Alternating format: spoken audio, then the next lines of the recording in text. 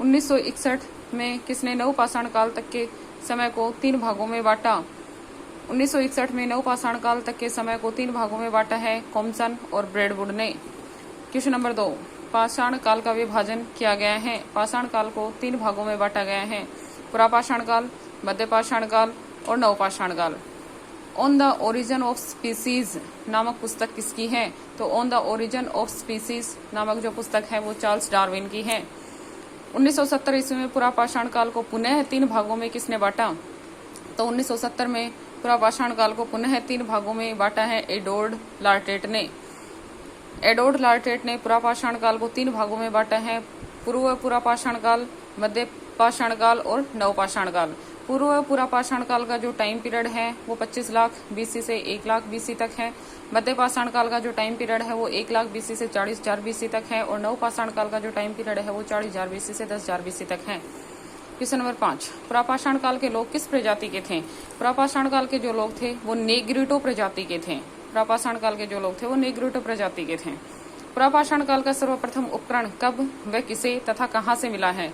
पुरापाषाण काल का जो पहला उपकरण है वो 1863 ईस्वी में रॉबर्ट ब्रूसफुट को पल्लवरम मद्रास में मिला, जो एक हस्तकुठार था। क्वेश्चन नंबर 7, भारतीय प्रागैतिहासिक पुरातत्व का पिता किसे कहा जाता है?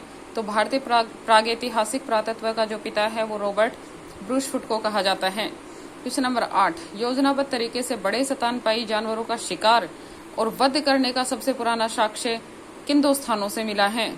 तो योजनाबद्ध तरीके से बड़े स्तनपायी जानवरों का शिकार करने और उन्हें मारने का जो पुराना साक्ष्य है वो 2 स्थानों से मिलता है, एक इंग्लैंड में और दूसरा जर्मनी में। इंग्लैंड में वॉक्सग्रोव से 5 लाख वर्ष पहले का साक्ष्य मिला है और जर्मनी में सोनिजेन से 4 लाख वर्ष पहले का साक्ष्य मिला है। क्वेश्चन नंबर 9, पाषाणकालीन मानव की विशेषता क्या थी? पाषाण काल का जो मानव था वो आखेट पर निर्भर करते थे, खानाबदोश थे तथा घुमक्कड़ जीवन जीते थे और 3 मानव खाद्य पदार्थों का उपभोक्ता था, उत्पादक नहीं।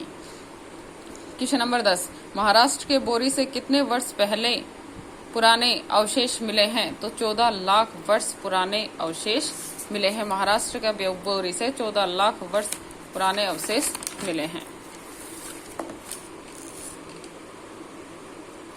बोरी से निम्न पुरापाषाण काल की बोरी से निम्न पुरापाषाण काल की प्राचीनतम तिथि ज्ञात होती है।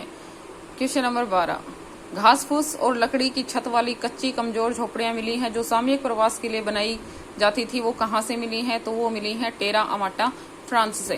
क्वेश्चन नंबर 13, पत्थरों के औजारों के साथ साथ आग में पकाई गई चिकनी मिट्टी और जली हुई हड्डियों के टुकड़े कहां से मिले हैं?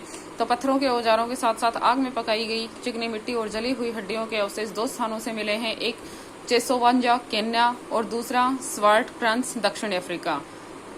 क्वेश्चन नंबर 14, किन स्थानों के उत्खनन से हजारों की संख्या में शल्क उपकरण और हस्तकुठार मिले हैं जो 7 लाख से 5 लाख वर्ष पहले के हैं? तो शल्क उपकरण और हस्तकुठार हजारों की संख्या में जो मिले हैं वो मिले हैं किलोम्बे और ओर्लोजेसाइली से। किलोम्बे और ओर्लोजेसाइली से मिले हैं।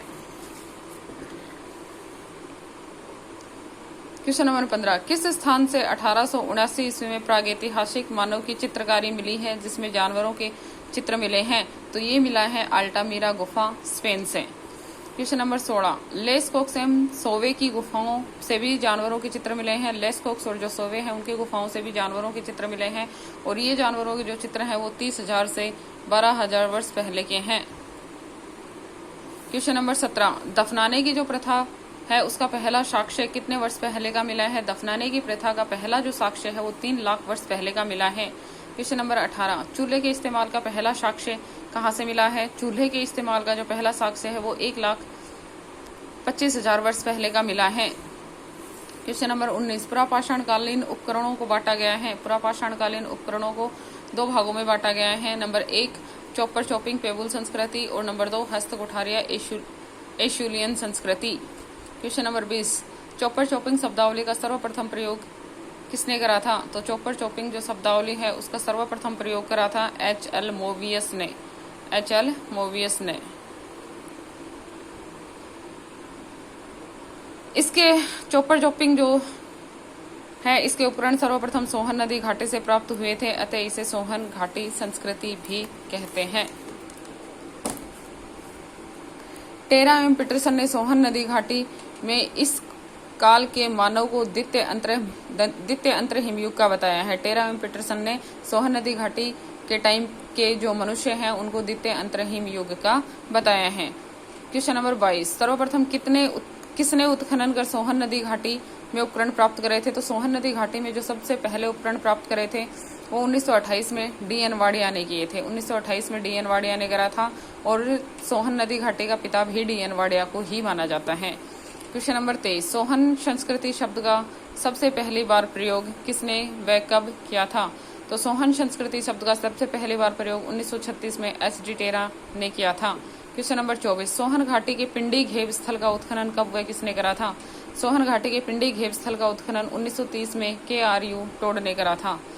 क्वेश्चन नंबर 25, 1935 में एस.डी. टेरा और टी.टी. पीटरसन के नेतृत्व में येल कैम्ब्रिज अभियान दल ने शिवालिका पहाड़ी के पोतवार पठार का सर्वेक्षण कर पाषाण कालीन संस्कृति के साक्ष्य प्राप्त करे हैं। शिवालिका पहाड़ी का जो पोतवार पठार है उसमें से पाषाण कालीन संस्कृति के अवशेष मिले हैं। क्वेश्चन नंबर 26, सोहन घाटी में मानव आवास के साक्ष्य एवं हस्तकुठार किसने प्राप्त करे? तो सोहन घाटी में मानव आवास के साक्ष्य एवं हस्तकुठार एस.डी. सांकलिया ने प्राप्त करे हैं। क्वेश्चन नंबर 27, सोहन घाटी में कुल कितनी वेदिकाएं मिली हैं? तो सोहन घाटी में कुल 5 वेदिकाएं मिली हैं। सोहन घाटी में कुल 5 वेदिकाएं मिली हैं। क्वेश्चन नंबर 28, हस्तकुठार संस्कृति के उपकरण सर्वप्रथम कब और किसे तथा कहाँ मिले हैं? तो हस्तकुठार जो संस्कृति है उसके सर्वप्रथम उपकरण 1863 ईस्वी में रॉबर्ट ब्रूसफुट को पलवरम में मिले थे। हस्तकुठार संस्कृति के जो उपकरण है वो मद्रास के समीप अतीरमपक्कम से भी मिले हैं। वदमदूरे से भी हस्तकुठार संस्कृति के उपकरण मिले हैं। क्वेश्चन नंबर 31, हस्तकुठार संस्कृति को मद्रासी संस्कृति या मद्रास उद्योग भी कहते हैं। क्वेश्चन नंबर 32, किस स्थान से सोहन संस्कृति और मद्रास संस्कृति के इकट्ठे प्रमाण मिले हैं? तो सोहन संस्कृति और मद्रास संस्कृति के इकट्ठे प्रमाण मिले हैं चित्तौड़गढ़ राजस्थान से। क्वेश्चन नंबर 33, पुरापाषाण काल के प्रमुख औजार थे। पुरापाषाण काल के जो प्रमुख औजार थे वो थे हस्तकुठार, विदारणी, गंडासा और खंडक। क्वेश्चन नंबर 34, इस काल के उपकरण बनते थे। इस काल के जो उपकरण है वो क्वार्ट्जाइट नामक पत्थर से बनाए जाते थे। क्वेश्चन नंबर 35, मनुष्य कोर उपकरणों का प्रयोग करता था। क्वेश्चन नंबर 36, बटीकाश में या पेबुल, पानी के बहाव में रगड़ खाकर गोल मटोल एवं सपाट हुए पत्थर के टुकड़ों को बटीकाश में पेबुल पत्थर कहा जाता है। क्वेश्चन नंबर 37, गंडासा या चॉपर, पेबुल पत्थर से बने बड़े आकार वाले उपकरण जिनके ऊपर एक और फलक निकालकर धार बनाई जाती थी उन्हें गंडासा या चॉपर कहा जाता था। क्वेश्चन नंबर 38, खंडक या चॉपिंग, इसमें पेबुल पत्थर के दोनों किनारों को छीलकर धार बनाई जाती थी। गंडासा में एक साइड के पत्थर को छील करके धार बनाई जाती थी और खंडक में दोनों साइड के पत्थरों को छील करके धार बनाई जाती थी। क्वेश्चन नंबर 39, पुरापाषाण काल के स्थान कौन कौन से हैं? तो पुरापाषाण काल के जो स्थान है वो नंबर 1 सोहन नदी घाटी, नंबर 2 बेलन घाटी जो मिर्जापुर उत्तर प्रदेश में है, भीमबेटका, नर्मदा घाटी, थार के रेगिस्तान में डेडवाना और चित्तौड़गढ़, और नंबर 5 कश्मीर। क्वेश्चन नंबर 40, प्राक सोहन उपकरण कहाँ से मिले हैं? तो प्राक सोहन उपकरण सोहन घाटी में मलकपुर, चौंतरा, कलार और चौमुखा से मिले हैं। क्वेश्चन नंबर 41, किसका समय तृतीय हिमयुग का माना गया है? तो चौतरा का जो समय है वो तृतीय हिमयुग का माना गया है। क्वेश्चन नंबर 42, चौतरा उत्तर व दक्षिण का मिलन स्थान माना गया है। जो चौतरा नामक स्थान है उसे उत्तर और दक्षिण दोनों ही संस्कृतियों का मिलन स्थान माना गया है।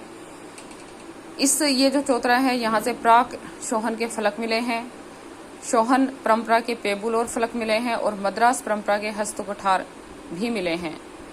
क्वेश्चन नंबर 43, कोर्टलियार नदी घाटी से किस काल के स्थान मिले हैं? कोर्टलियार नदी घाटी से पुरापाषाण काल के स्थान मिले हैं। क्वेश्चन नंबर, तमिलनाडु से निम्न पुरापाषाण काल के कौन से स्थान मिले हैं? तमिलनाडु से निम्न पुरापाषाण काल के 4 स्थान मिले हैं, पल्लवरम, अतीरमपक्कम, वदमदूरे, वांजान कार्वनई। होमो इरेक्टस या आद्य होमोसेपियंस मानव के अस्थि अवशेष कहाँ से मिले हैं? तो होमो इरेक्टस या आद्य होमोसेपियंस मानव के जो अस्थि अवशेष हैं वो नर्मदा घाटी से मिले हैं। नर्मदा में भी हथनोरा से मिले हैं और हथनोरा से प्रागैतिहासिक मानव की खोपड़ी का पहला जीवाश्म मिला है और इसकी जो खोज है प्रागैतिहासिक मानव की खोपड़ी की, ये 1982 में अरुण सोनकिया ने किया था। क्वेश्चन नंबर 45, यह भारत में खोजा गया प्रागैतिहासिक मानव का प्राचीनतम जीवाश्म है। जो हथनोरा से मानव की जो खोपड़ी मिली है वह भारत में खोजा गया प्रागैतिहासिक मानव का प्राचीनतम जीवाश्म है। क्वेश्चन नंबर 46, हाथी के जीवाश्म कहाँ से मिले हैं? तो हाथी के जीवाश्म भी हथनोरा से मिले हैं। क्वेश्चन नंबर 47, पुरापाषाण काल में पत्थर के औजार बनाने का केंद्र था। पुरापाषाण काल में पत्थर के औजार बनाने का प्रमुख केंद्र था वो ईशामपुर था। क्वेश्चन नंबर 48, भारतीय उपमहाद्वीप में सिंध और केरल को छोड़कर सभी स्थानों से पुरापाषाणकालीन अवशेष मिले हैं।